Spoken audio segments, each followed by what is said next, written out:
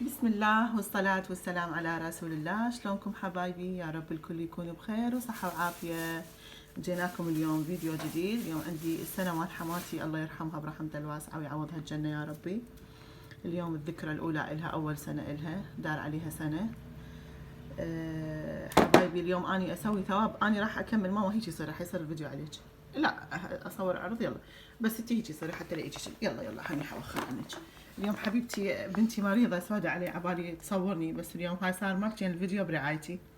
يلا الحمد لله والشكر.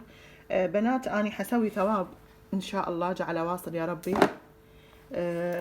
اريد اسويه بس راح اسويه على جزئين. هو اليوم عندنا الليله 17 هي هيك يوم توفت، بس بما انه باكر الخميس قلت وصيام والعالم كلها صايمه بها اجر وثواب ان شاء الله يا ربي. فراح ابلش من هسه بالدولمه اجهزها. بنات اني هواي مسويه الدولمه وياكم. شوفوا هاي تحضيراتها، شوفوا هاي بهاراتها. اني ما اكثر لها بهارات. زين حبايب، وقاعده عربيه اليوم بالقاع. بنات ايش اسوي انا طريقتي للدولمه؟ ما اريد اطول عليكم الفيديو. انا يعني كل شيء راح اسويه اصور لكم اياه، يعني خلينا نقول مثل فلوج. زين حبايبي، اللحم ايش اسوي بنات هسه بهالحاله هذه؟ اللهم صل على سيدنا محمد واله وصحبه ومن والاه يوم الدين. شوفوا ايش انزل. اللهم صل على محمد. ماما تجين منا شويه استعين بك شويه حتى اشوف المتابعين. اللهم. زين حبايبي ايش اسوي بنات؟ اتبلها اللحمه، اتبلها شطه، اللهم صل على سيدنا محمد، وبابريكا حاره لان منطقتي يحبون الحاره. زين ما اخلي عيني ميزاني. زين وشويه كاري شويه. شوفوا اسم كاري. اللهم صل على سيدنا محمد واله وصحبه ومن والاه يوم الدين. بنات اني حكمل لكم اياه على جزئين، يمكن ما اعتقد. هذا 7 بهارات اكثر، نكهتها كلش طيبه تمام، يعني مو كلش كثرت بهارات. شوفوا، وفلفل اسود، قلت لكم نحب الحراره،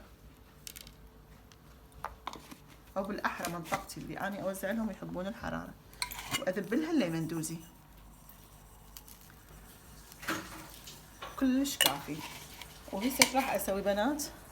طبعا هي دهينه بس انا جايبت لها ربع ليه، راح اثرم الليه. هسه ايش راح انزل لها المعجون. ماما انطيني الملح حبيبتي، انتي واقفه.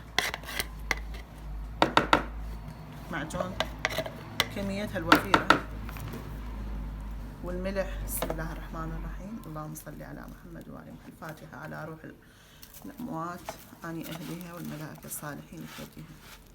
اللهم صل على سيدنا محمد. زين بعد اخلي ملح. طبعا الملح بعد ازيد اني، يعني مو هي توقفنا. وبعد المعجون.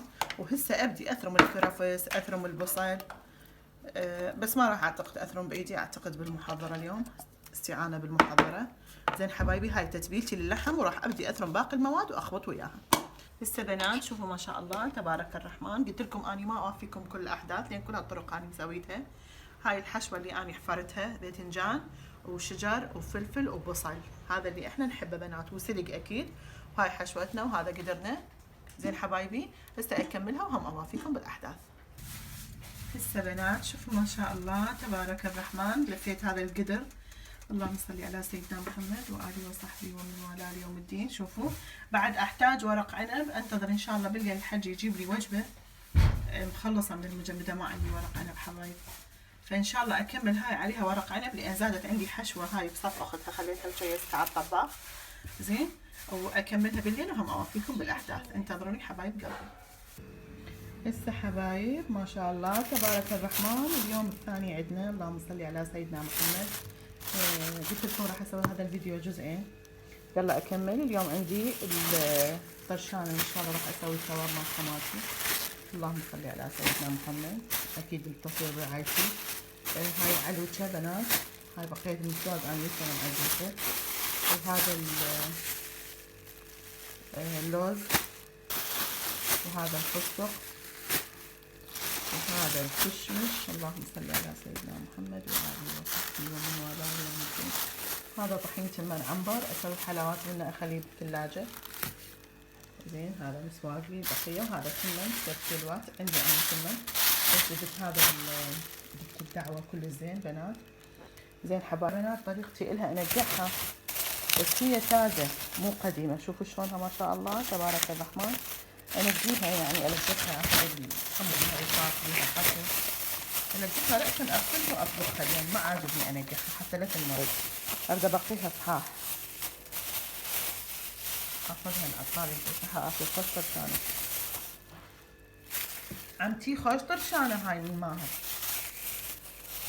مال السنه ترى. ها ما شاء الله تبارك الرحمن. ترى دا اسجل. شوفوا حبايبي شلونها تخبل، شوفي اللون انتي مال السنه ترى مو قديمه. اللهم صل على سيدنا محمد. وهاي العلوشة بنات انا اجيب كيلو طرشانه ربع على ثلاثة، اعتقد ما راح اخذها كلها. اعتقد ما راح اخذها كلها، اعتقد يمكن اكتفي. قلت لكم اتصلوا برعايتي، اذا مخربط برعايتي زين. واخذ نص من هذا اللوز، واخذ نص من الفستق احمسه، واكيد كل الخطوات والكشمش اكيد. وعندي جوز، لب جوز عندي مفلس هم اخليها. وعندي حمص بنات، اني هاي طريقتي للطرشانه، هاي مكوناتها. هاي حمص طبعا انا عندي بالمجمد، بس بتخاف اكون اني ناسيه او شيء ما عندي فجبت احتياط. زين حبايب هسه راح ابدي اغسلهن واشوفكم الخطوات كلها. حبايب هنا وصلنا لهذا الفلوق اللي سويت لكم اياه، اللي هو فلوق الثوابات، كان طبخ الثواب. فالفيديو كان كلش طويل حبايب قلبي، ان شاء الله باذن الله ورسوله اكمل لكم اياه باكر بحيل الله بالجزء الثاني. انتظروا لان كل نهايه الفيديو والطبخ راح يكون بي. مع السلامه حبايبي.